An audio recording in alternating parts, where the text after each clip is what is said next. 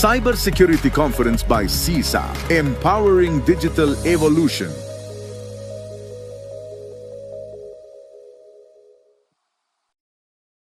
Buenas tardes, bienvenidos. La sexta edición del Cybersecurity Conference. Tal vez algunos se acordarán que comenzamos a hacer esta conferencia en el tiempo de la pandemia, cuando nos tenían sin salir. Estamos muy contentos. Esta vez tenemos más gente que en otras oportunidades y nos da muchísimo gusto estar con ustedes. So I am going to move to English because we're starting a little late, so we'll get right into. And thank you very much for being with us, Blair. I want to present Blair Canavan, Director of Alliances for the PKI and PQC, which is Post-Quantum Cryptography Portfolio at Thales. 35 years of experience. He invented the thing, and he has been throughout all the development of HSMs. So thank you, Blair. Maybe you could give us a couple of words of your experience, because if I read your whole resume, it's going to take the whole hour. So please tell us something about you. Buenas tardes. How was that for an introduction? Was it good? Buenas tardes. Buenas tardes, Blair. Thank you very much for being with us. We appreciate your time. I'm sorry. What is the internet if it's full of problems? I can only apologize for the internet. No. The apologies from our side. So to all our audience. So again, can you tell us a little about yourself? We talked about this the other day. We spoke, and your amount of experience and your resume is really impressive, and we are honored to have you here with us. Thank you very much. Thank you. The pleasure is mine, and you're very kind. I'm glad to join you this afternoon, because I think this is an opportune moment to describe what not just what I'm seeing, but the people that the community of interest that I belong to with regards to post-quantum cryptography and post-quantum computing.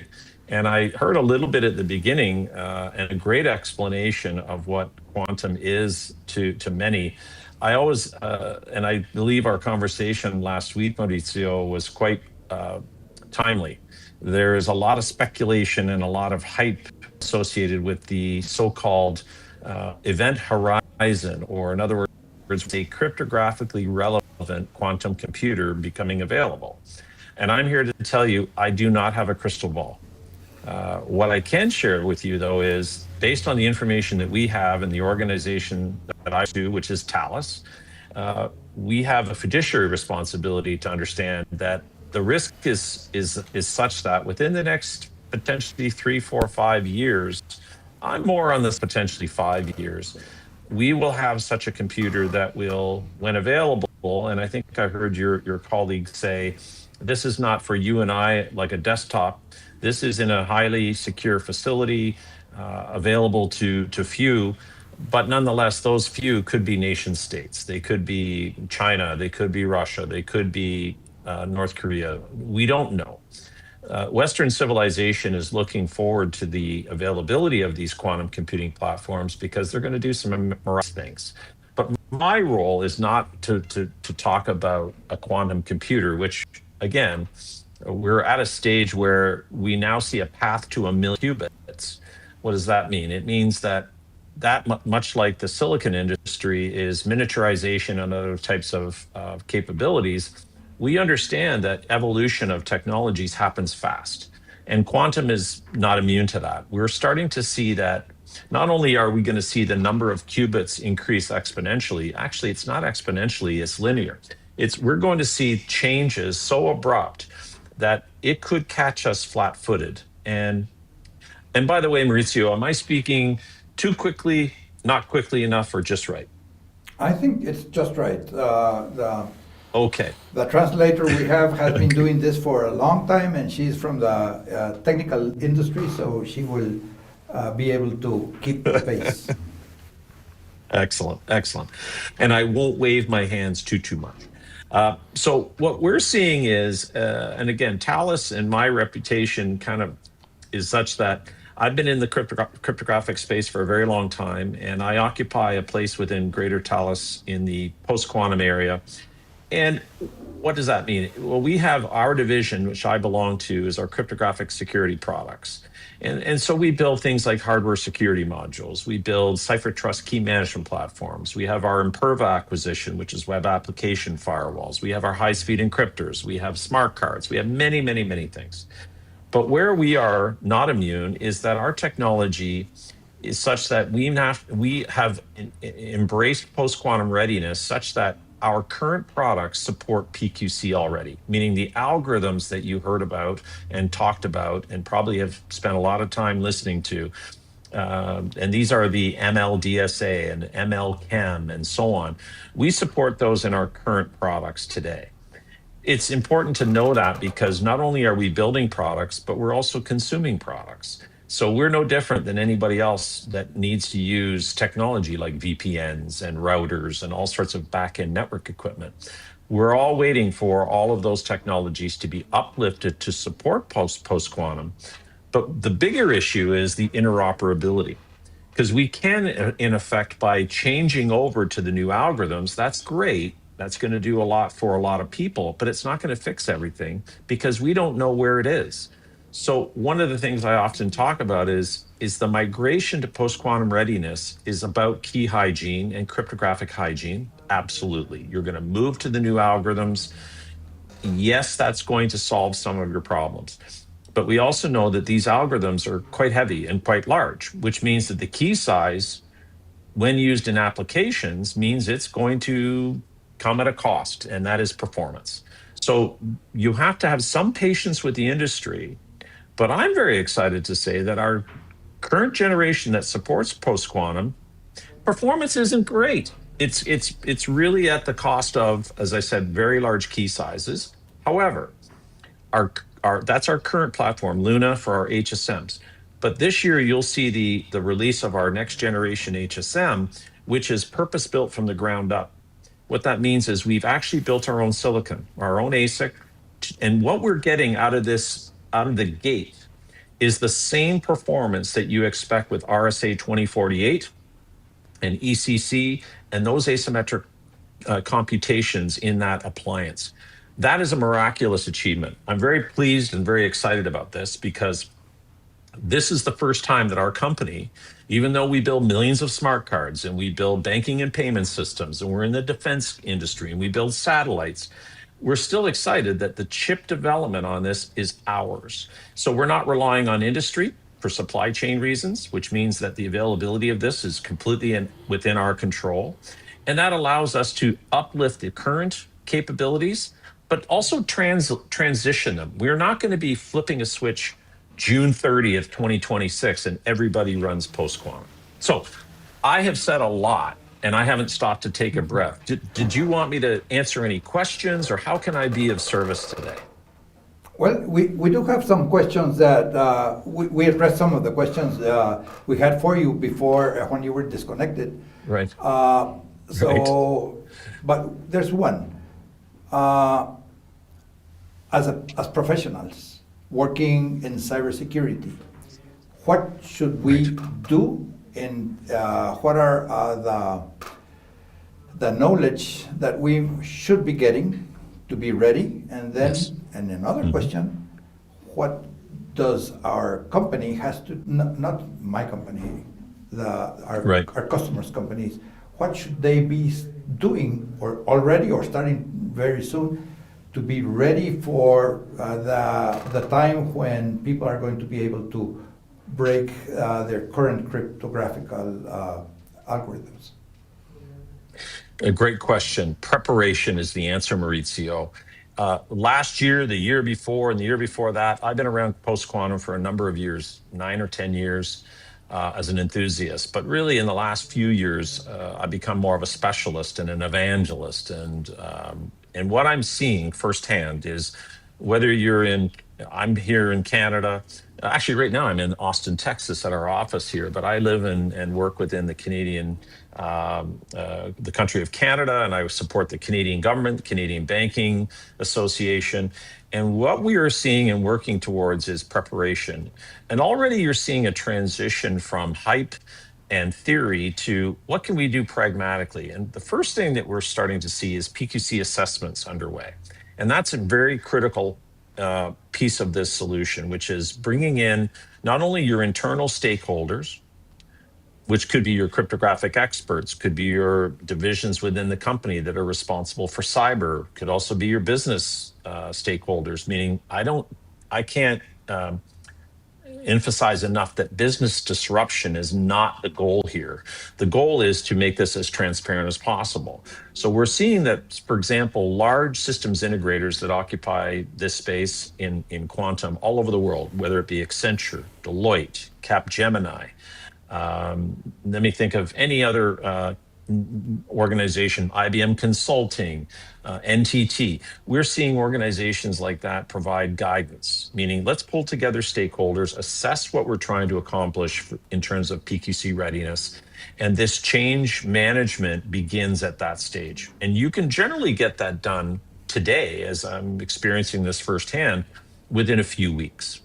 Then you get into cryptographic discovery. And I don't know if your attendees and your members are aware, there's some fantastic commercially available tools already on the market that allow you to create a cryptographic bill of materials, no different than a software bill of materials, but with a cryptographic spin, as well as identifying those key attributes or assets. And I think of those as certificates, keys, APIs, libraries, secrets, anything that smells like cryptography. And why? Because they're embedded everywhere.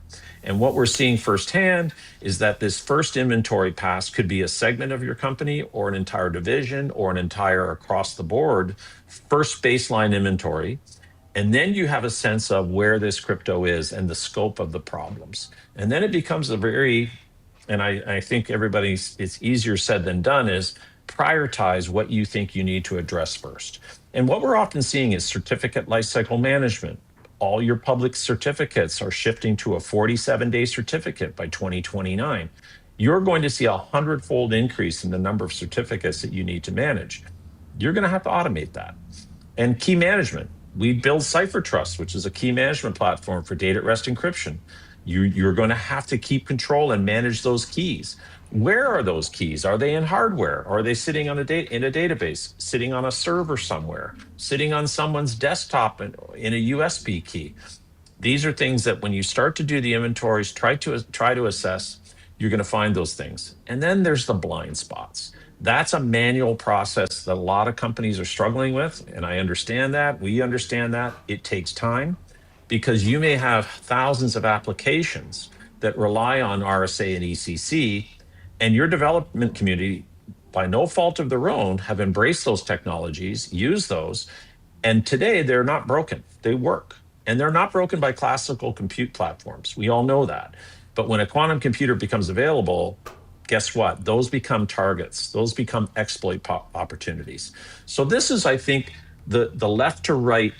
Eventually, you're going to have what we call crypto agility. And I know a lot of people debate what the definition of that is, Mauricio. That to me becomes the nirvana, that everything's upgraded, moved to the next generation. We've got either hybrid certificates or hybrid cryptography or pure PQC, but that's going to take years for us to get there. But anyway, everything starts with planning. So I hope I answered that as quickly as I possibly could. You did. Thank you very much. Other question? Yeah, it was just a very insightful point, Blair. And you mentioned something about interoperability, about certificates and public certificates and internal certificates.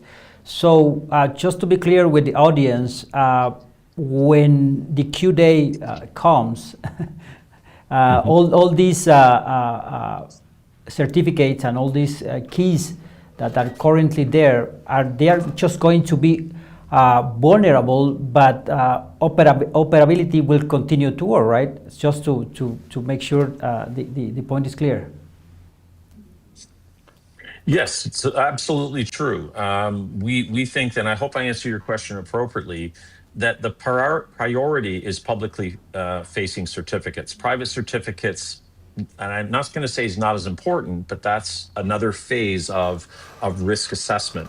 Public facing, underpinning all your major applications, including public key infrastructure, certificates used for encrypting information, emails, documents, databases, that is absolutely essential.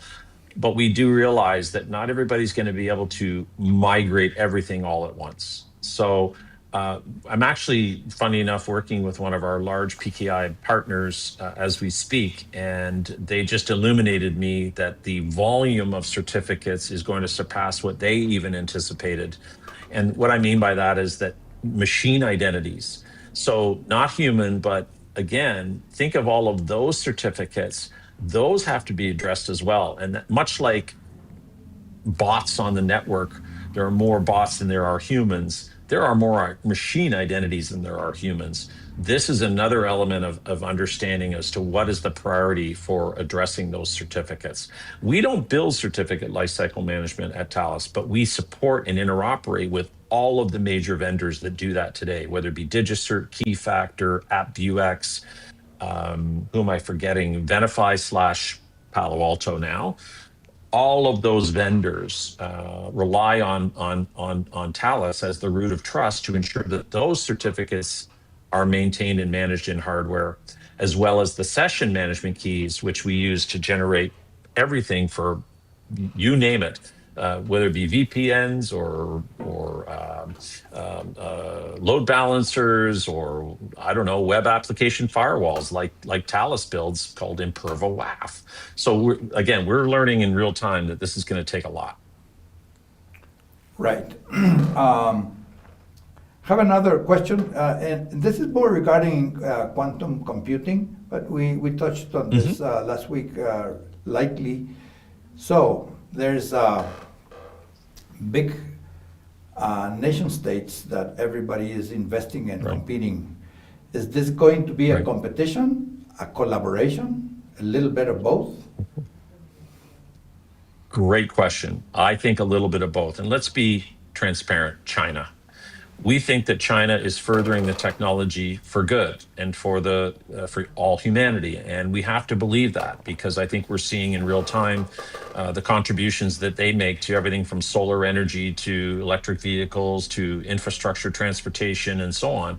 But let's not be naive. They are also, as a nation state, very capable of undermining a lot of things if they have the power of a quantum computer. And we see that with example. These are what I would call fire drills. We've seen examples where China has already harvested a great deal of information, and they're speculating that with the certain number of qubits and the right error correction, they should be able to. So this runs contrary to what we're all trying to achieve as again, Western civilizations all see this as an opportunity to solve some of the world's most complex problems and further humanity and healthcare and all the goodness that we get out of it. But I think you're going to see, and I think Q-Day is a bit of an awkward conversation with some people, because not everybody's going to know it's Q-Day until probably after it's Q-Day. So I'm sure that's a great debate to have amongst colleagues in the industry. It's like telling, do you think that China's going to let everybody know that they're already in, they're already decrypting information? Not so sure about that. So we have to be a bit more realistic that there's good, there's not so good, and there's some bad associated with who's going to control these quantum computers. And let me also address that IBM and Google and Microsoft and Honeywell, Quantinuum, and all the technology companies, D-Wave, another Canadian company, all of these companies are working together to further the ability for these quantum computers to work faster, better, stronger. So you're seeing Microsoft working with Quantinuum. You're seeing Google interfacing and talking to other vendors around the planet, because they know that they're specialized in some areas. But as I can just again reiterate, the number of qubits is almost immaterial. It doesn't really matter. What's more important is the error correction, the stability. I think you were talking about this with Jose. The stability of those qubits is what we're all looking for. And you're starting to now see that as the number of qubits increases with companies like Quantinuum or with Willow and IBM, you're seeing error correction improving on the same linear tracking, which is, so imagine if we get 1-to-1 with the number of qubits and the number and how error correction works. You'll have stable qubits, noiseless qubits that work. And again, you've even heard discussions about whether or not you need to have absolute Kelvin zero to keep these machines cool enough.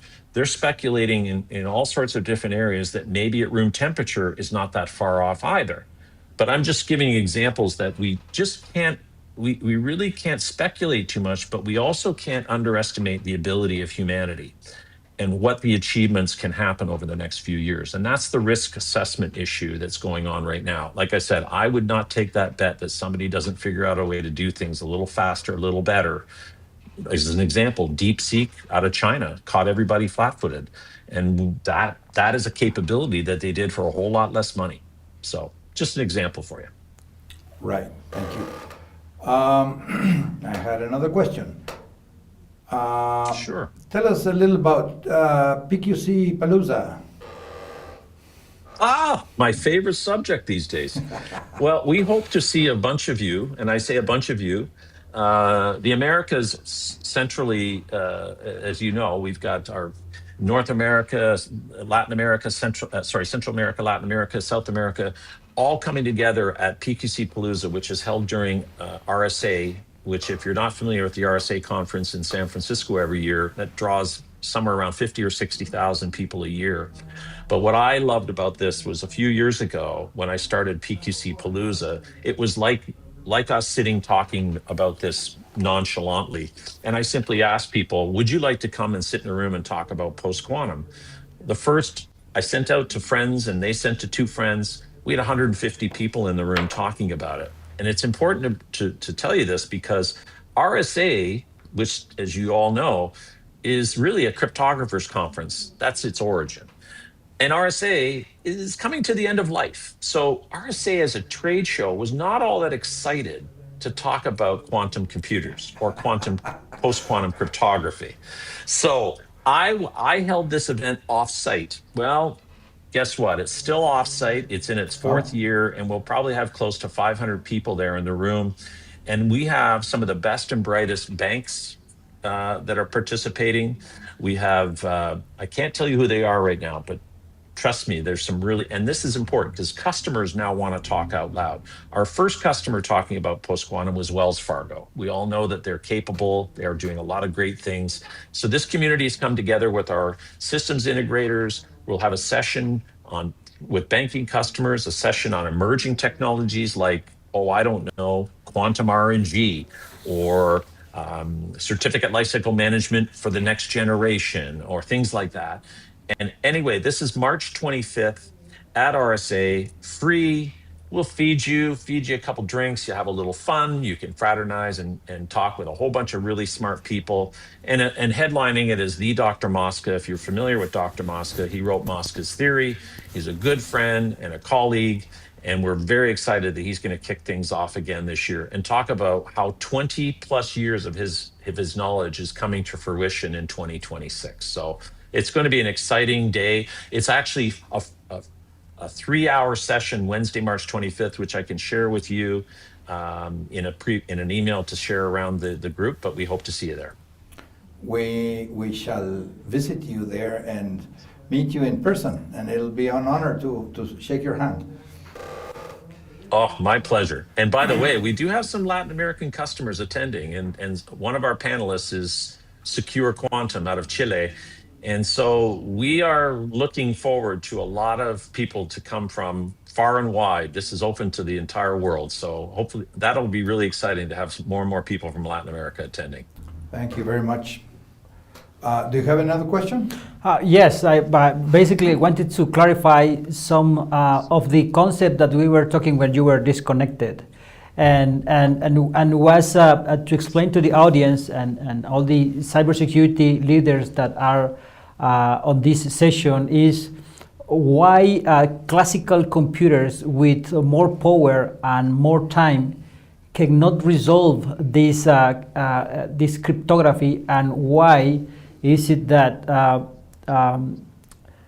quantum computer will be able to do it, right? So basically the concept is that more power to a classical computer is not able to resolve, but is for limitation in the states of the way it works and it was designed. So if you could give us your insight on this. So I'll try and answer as a non-engineer and a layman in this particular regard, but let's look at it for an example of NVIDIA. So people will look at a GPU, for example, as that's a powerful computer that runs at a performance far greater than a standard CPU. Why don't we just use those, and could those be used to compromise current cryptography? It's a different paradigm entirely. When you look at a quantum computer having zeros and ones, the magnitude of that compute allows you to, can you all hear me? I don't know if I lost the connection. We can hear you. Yes. We can hear Oh, good. So think of this more like what a quantum computer can do with 5,000 qubits in less than a minute would take 1,000 years on the most powerful computer on Earth. That is the difference between a qubit and a regular bit, which is 0 and 1, and a qubit is 0 and 1 at the same time. So solving complex mathematical, and again, think about quantum computers today as they're emerging into the market. They're terrifically good at running Shor's algorithm, which is a computational algorithm that factors RSA and ECC and eliminates and breaks that in a matter of minutes. So even if I told you it took you 10 days to break it, or 100 days to break it, or a year to break it, you would still take that as an opportunity.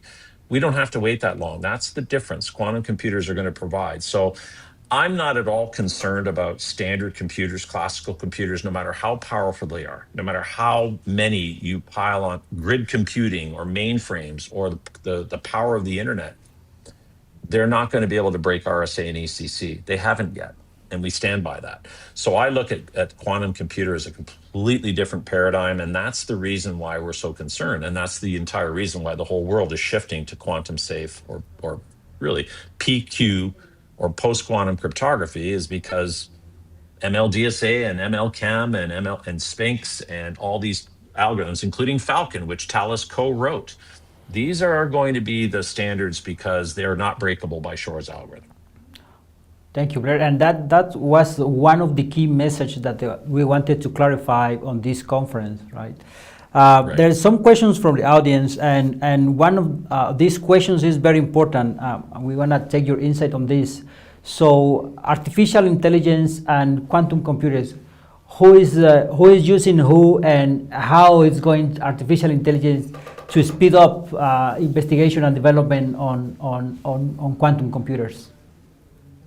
That's a superb question, and we get that a lot. I'll try and answer it from my perspective. There are a couple things that think of. Let's be clear that a quantum computer in its current availability cannot run artificial intelligence platforms like we know of them, agentic AI and so on and so forth. They're not built for that yet. They're not. That's a few years away. So some people think a quantum computer is going to run AI and it's going to do everything. That will come over time. In fact, there are current investigations at University of Waterloo, my alma mater in Waterloo, Ontario, Canada, the Quantum Institute, Dr. Mosca and that team, that are investigating quantum platforms with MRI technology and AI together, that there is going to be improvements in those categories naturally over time. But today, what we're worried about is not whether quantum is going to use AI. Let's just look at standard AI as using that today to look for exploit opportunities. For example, I'm going to look for all of the old crypto. Well, how would I do that? Well, be careful that you could turn AI techniques into finding ways to compromise existing infrastructure. So what we see as a problem is not AI breaking cryptography, it's exposing where that weak cryptography might be. So that's an example where we want to make sure that people don't confuse the two things. Are we going to see AI and quantum together over time? Absolutely. Are we going to see better simulation technologies? Of course. Large mathematical problems that are applied to cancer research and other physics related challenges? Absolutely. Time travel? Maybe. But what we're all hoping for is that humanity is going to embrace this carefully, as opposed to just automatically assuming quantum is going to solve every problem in the universe. Okay, fantastic. Thank you. Another question. It says, I'm seeing some cloud providers also enabling post-quantum TLS algorithms. As far as I understand, the clients also need to be able to communicate using these algorithms. Do you know how the browser landscape is with this? Right. Good question. You need both ends. So until you update your browser and the client, and again, let's think of it from the CAB, or the certificate authority, and the browser forum. So all the major vendors that provide browsers like we're using today, all of them support TLS 1.3. Post-quantum safe is natural for them to evolve, which means that all those TLS certificates with those handshakes, those will all be quantum safe. So this is simply merging, or I should say, shifting into that next new area. We don't have to, that's what we will all consume.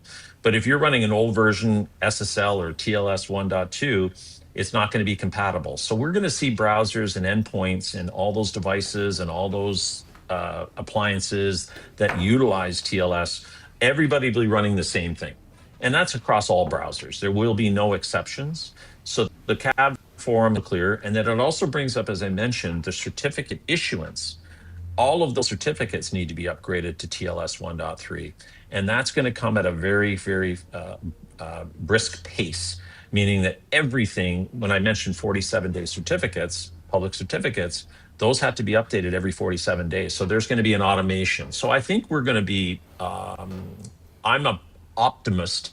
I believe that all of that is going to come naturally, and the vendor community is supporting that already.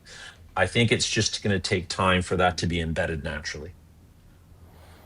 Okay, thank you. Thank you, Claire. And this will be a closing question for the conference, but they'll give you the opportunity to close with a message to IT professionals and cybersecurity leaders and decision makers that are on the audience right now. What is the level of engagement and with the purpose of learning quantum computers, and what are the main challenges that they will face in the near future? Well, training and knowledge is going to take us all down another path entirely. This is a new realm of compute. This is a brand new. This isn't just like it isn't just algorithms. As I mentioned, we're evolving not only the platform but the operating systems and the way that they operate. I think anybody like me who's old and been around a long time in this space, the next generation is going to pick up where I left off and others left off. But we are seeing a huge demand in knowledge, training. In fact, we did a webinar this morning that various universities and various organizations around the world are offering various levels of quantum awareness training. Obviously, we're going to see that into the post-secondary and maybe even secondary schooling around the world. This training, this certification is going to come from the likes of Microsoft and the likes of AWS and I think we're all hopeful that the educational side of this is going to come out relatively. I know it's already there to some extent. There are companies that offer that. But we're also, let's be realistic, we're all learning as we go here because we're still dealing with something that doesn't exist yet. And I say doesn't exist. It means I still am not accessing a quantum computer. Have I been there? Have I seen them? Yes. Do I have quantum as a service for testing and training? Not yet. But it is coming from companies like Equinix and AWS and Google, which will offer, and IBM offering quantum as a service so that we can further investigate and test. Because those use cases I mentioned before, there'll be infinite possibilities on the number of things people want to test for. As I mentioned, MRI is a great one for healthcare, but mathematical and physics-related questions need to be answered too. So hopefully we'll be a part of that. Thales is certainly doing a lot of research in the quantum side of things. We are consumers of various quantum technologies, and we also rely on various vendors to provide us things like quantum RNG, or which is a form of quantum entropy that we've never had before. Well, we've had it in the past few years, but now we can actually prove it and show randomness from a health check point of view. Things like that are coming to bear. So I would say that keep your eyes and ears open, ask a lot of questions, and send us emails. We can sometimes answer things relatively quickly. Thank you. Thank you very much. So, I don't know if you have a closing message. Otherwise, we do the closing message. I'll give you my honest opinion. So Canadians might be a little less, sometimes we don't tell you how we really feel. We're too nice sometimes. I tell people, don't panic, but also make sure that you utilize healthy skepticism, not pure skepticism, which is easy to do. That's not going to work. That doesn't exist. It's never going to happen. We believe that a pragmatic, careful approach that you apply now, and what I mean by that is 2026 is a really good year to jump into the pool. And I use that analogy of we've been standing on the diving board, slowly bouncing on it, not sure whether we jump into the pool. Jump into the pool. Jump into the pool. There's lots going on. Get yourself and your organization ready for this, if not already in the process, and reach out to people like ourselves and ask us questions like we're doing. This today is an example of you showing the inertia that we so desperately need, so that people aren't caught by surprise. So I would say 2026 is going to be a very, very busy year for post-quantum cryptography. Fantastic, Blair. Thank you very, very much for your time and your knowledge and your experience you shared with us. I certainly hope to see you in QPC Palooza. And yes, sir. Yes. I will ask the audience to be with us next Thursday. We have the next chapter of our Cybersecurity Conference. And thank you very much, everyone, for being with us. Que pasen buena noche. Thank you very much, Blair. Have a good evening. Bye-bye. Muchas gracias. Bye. Buenas noches.